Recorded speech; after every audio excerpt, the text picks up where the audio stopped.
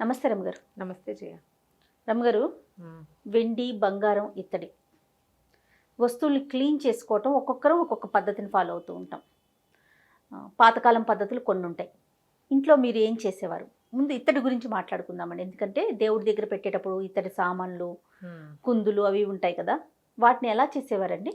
ఇప్పుడు కూడా చేస్తాను జయ. నేను అదే పాతకాలం కాదు, ఇప్పుడు కూడా అంటారా? ఇప్పుడు కూడా నా కుందులు ఇత్తడివే. నేను వెండి కుందులు రోజు వారడి వాడను. ఒక 6 ఇత్తడి కుందులు ఉన్నాయి ఈ సైజువి. 6 పెడతారా? 6 పెట్టను. జత జత తోముతూ ఉంటాం, అవి వెళ్తూ ఉంటాయి. అలా 5 వెనక్కుంటే ఒకటి వెళ్తుంది. అది తోమాక మళ్ళీ అలా లైన్గా వస్తూ ఉంటాయి కుందులు. ఇత్తడి కుంది కింద రాగి ప్లేటు. రోజువారీ వెండి కుందులో దీపం పెట్టేది అసలు లేనే లేదు. అసలు పెట్టుకుంటారా రమ్మగారు? రోజువారి వెండి దీపంలో పెడతారా? పెట్టుకుంటారు. అట్లా ఉంది అవకాశం. మేము ముందు ఈ వెండే పెట్టుకునే వాళ్ళం. ఓకే. ఇత్తడి కుందులు వచ్చాక నాకు ఇవి హాయిగా ఉన్నాయి. క్లీనింగ్ అది సుఖంగా ఉంటుంది. వెండికి చిన్న చిన్న ఇవి ఉంటాయి కదా, డిజైన్లు అవన్నీ చిరాకు వాటిని తోమటం. Okay, right. అందుకని నాకు హాయిగా ఉంది. ఇత్తడి దాంట్లో పెట్టిన చక్కగా బంగారం లాగా మెరుస్తూ ఉంటుంది. నేను చింతపండు ఉప్పు వేసి తోముతాను జయ. రాగి ఇత్తడి పాత్రలు, నా దేవుడి పాత్రలు అయితే చింతపండు. పాత చింతకాయ పచ్చడి ఒకటి ఉంది నా దగ్గర. ఇప్పుడు పాత చింతకాయ దాన్ని దీనికి బాగా పాత పడిపోయింది. 3-4 ఏళ్ళది ఇంత ఉండిపోయింది డబ్బాలో. ఉప్పు ఉరిసిపోయింది, ఉప్పు కనిపిస్తోంది. అది తినడానికి మనకేం బీపీలు వచ్చిన తర్వాత ఇంత పెద్దవాళ్ళం అయ్యాక ఏం తింటాం? పిల్లలు ఏమి చింతకాయ పచ్చళ్ళు తినరు, మేమే తినాలి. ఎందుకు వచ్చిందని ఆ చింతకాయ పచ్చడిని జాగ్రత్తగా పక్కన పెట్టుకుని ఇంత చింతకాయ పచ్చడి, ఒక చిటికెడు సబీనా వేసి, సబీనాతో ఏమో ఆయిల్ జిడ్డు పోతుంది. అవునవును, సబీనానే, వేరేదేం నేను వాటల్లా.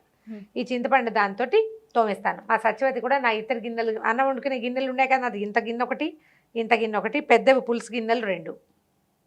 వీటిని 100% చింతపండే. నిమ్మకాయ ఏదైనా పిండేసామనుకో, కొంచెం ఉప్పు వేసుకుని రాళ్ళ ఉప్పు కొంచెం రాళ్ళ ఉప్పు దంచి పెట్టుకుంటాను నేను. అది ఇంత ఉప్పు వేసి ఆ నిమ్మడిప్పు ఇచ్చేస్తే దాన్ని అది తోమేస్తుంది. నిమ్మకాయ పులుపు ఉప్పు తగిలితే ఆటోమేటిక్గా ఇత్తడి పాత్రలు దేవుడివి. మాకు మామూలుగా సింహాసనం ఉంది, దేవతార్చనలు, సింహాసనము. తర్వాత ఏమో ఇత్తడి ప్రతిమలు తక్కువ ఉన్నాయి. ఇత్తడి ప్రతిమలు ఒక అన్నపూర్ణ అలాగే ఉన్నాయన్నమాట. అన్నపూర్ణాదేవి ఇత్తడి అన్నపూర్ణాదేవి ఉంది. అంత మటుకు మాత్రం నేను చింతపండు, నిమ్మకాయ ఎక్కువగా ఇవే వాడతాను. పాత చింతకాయ పచ్చడి కూడా వాడేస్తాను. టమాటా తొక్కులు వాటితో, అంటే యూజ్డ్ వాటితోటి చేయటం అది ఉండదు. వీటిని నేను సింక్లో నానబెడతారండి. ఎందుకు పులుసులోకి, సాంబార్లోకి చింతపండు పెడతామా, ఆ చింతపండు పక్కకు పెడతా. ఆ ఉన్న పులుపు వీటికి సరిపోతుంది. ఇత్తడి గిన్నెలు తోముకోవడానికి కూడా అదే పంధ. అంతకంటే పెద్ద వ్యవహారం ఏమి ఉండదు. ఇత్తడి పాత్రలు, ఇత్తడి దేవుళ్ళు అన్నిటికీ కూడా.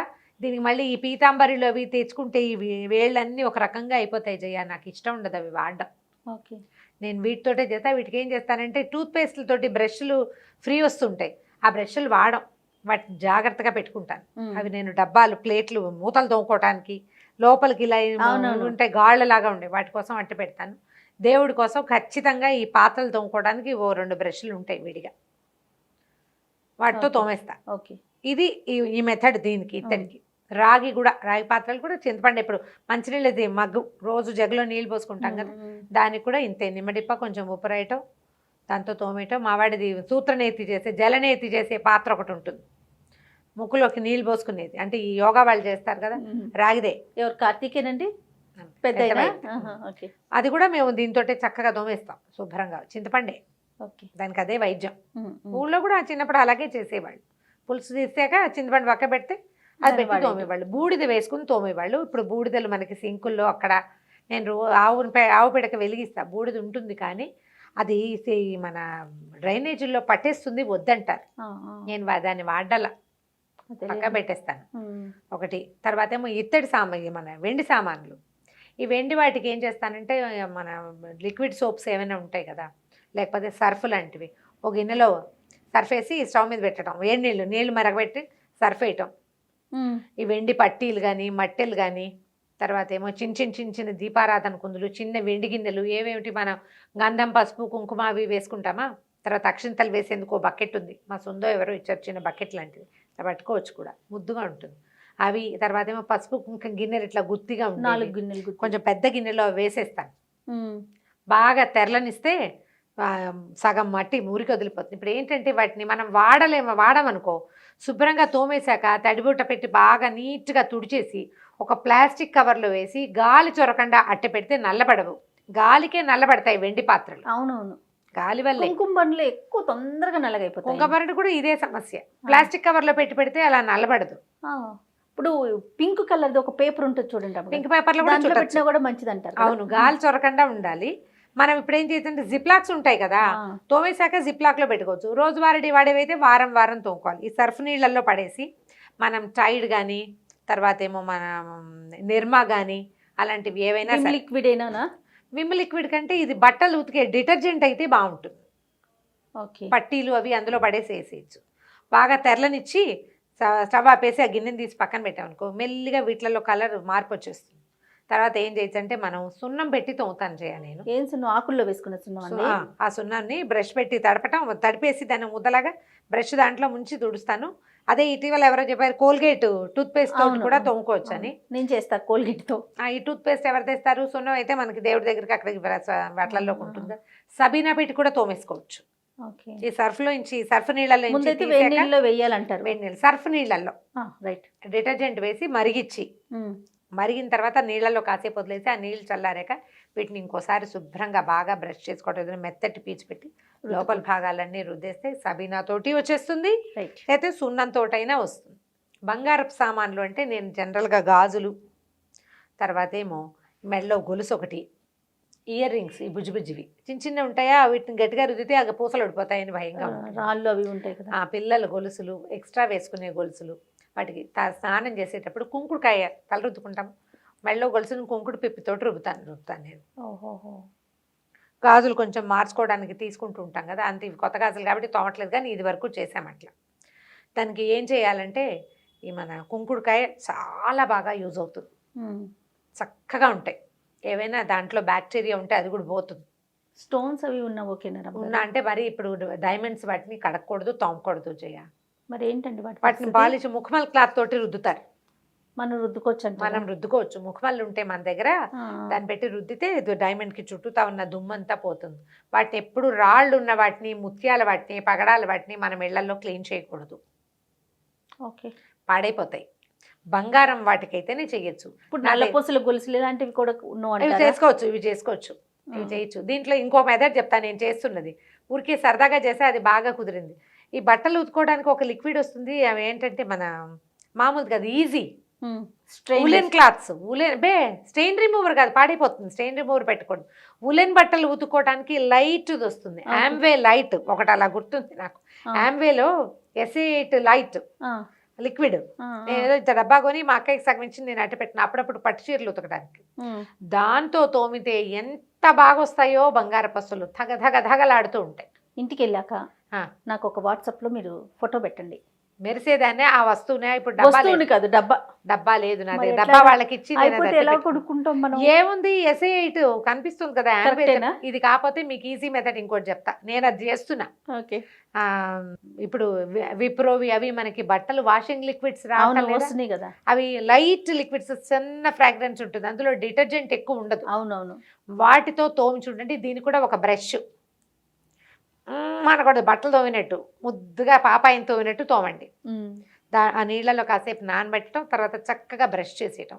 ఆ సందుల్లో ఆ బట్టలలో చేరిన మన పౌడర్లు, మనం రాసుకున్న క్రీములు, పర్ఫ్యూమ్లు, మన ఒంటి చెమట, మురికి, సబ్బు ప్రతిరోజు మెడలో నెత్తి మీద నీళ్ళు పోసుకుంటుంటామా, అదంతా పట్టేస్తుంది కదా. గాజులు గొలుసులు అన్నీ తీసేసి వంకీకి తగిలిచ్చి స్నానాలు చేసే వాళ్ళకి చెప్పట్లేదు, ఒంటి మీద ఉంచుకునే వాళ్ళకి ఈ పని. అయితే ఈ సబ్బు పెట్టి తోముకోలేం కదా, చక్కగా ఒక కుంకుడుకాయ నానబెట్టి, ఒక్క కుంకుడుకాయ దెబ్బ కొట్టండి, కింద వెడలు కొట్టేయండి, దానికి అసలు నీళ్ళలో వేసి పెడితే చక్కగా మెత్తగా అయిపోతుంది. ఈ మెడలో ఉన్న గొలుసుని దానికి పట్టించి తోమితే మన మెడలో మీద నుంచి చక్కగా తోముకోవచ్చు. తీసేయరు కదా అమ్మ అందరూ, తీసేసే వాళ్ళ పరిస్థితి హాయిగా తోముకోవచ్చు బ్రష్ చేసుకుని. తీయకుండా మెడలోనే ఉంచుకునే వాళ్ళు ఉంటారు కదా, వాళ్ళ కోసం అనమాట. మేము అలాగే అలవాటు, కుంకుడుకాయతోటి తోమేసుకుంటాం. ఒక్కొక్కరికి ఒక్కొక్క అలవాటు ఉంటుంది రమ్మ గారు. నేను అదే చెప్పా, అంతకంటే ఏం చెప్పలేదు. ఓకే, మీకు తగిలితే నేనేం చేయలేను, మామూలుగా చెప్పా విషయం. ఓకే, ఇలా చేయొచ్చు. ఈ మెథడ్స్ తోటి మీ వెండి, బంగారు, ఇత్తడి సామాన్లు, రాగి సామాన్లని తోమేసుకోండి. నేను చెప్పానని చెప్పండి కావాలంటే. నేను చేసేదే చెప్పా కానీ కొత్తది ఎక్కడిది చెప్పలేదు. ఓకే, ఈ సందర్భంగా ఇంకొక విషయం చెప్పుకుందామండి.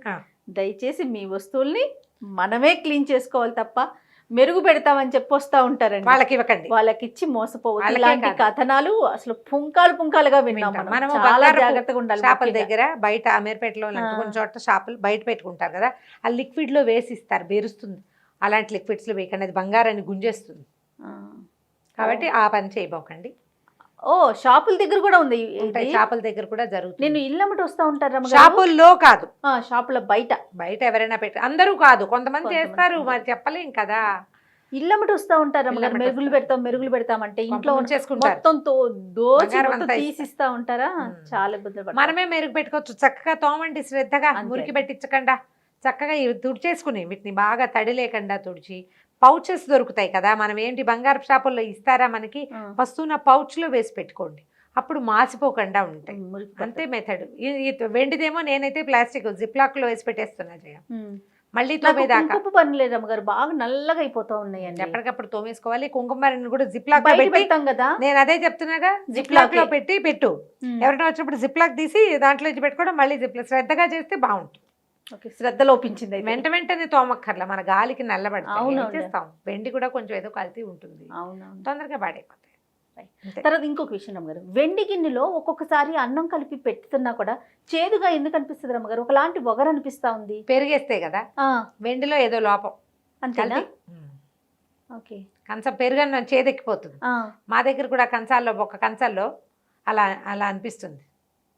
ఓకే, మిగిలిన కంచాల్లో లేదు, ఒక దాంట్లో అట్లా కంచాల్లో. మేము రెగ్యులర్ వెండి కంచాల్లో తినే అలవాటు ఉంది కదా, ఏం ప్రాబ్లం ఉండదు. మేము పర్వాలేదు, తినొచ్చు, శుభ్రంగా తోమేసుకుంటాం. అది కొంచెం కల్తీ అని తెలుసుకోండి, వీలైతే మార్చుకోండి, మరి ఏం చేస్తాం అంతే. లేకపోతే ఎప్పుడైనా అకేషనల్గా మాత్రమే వాడుకోండి, రోజు తినకుండా. మార్చలేమనిపిస్తే. ఓకే రమ్మగారు, నమస్తే. నమస్తే.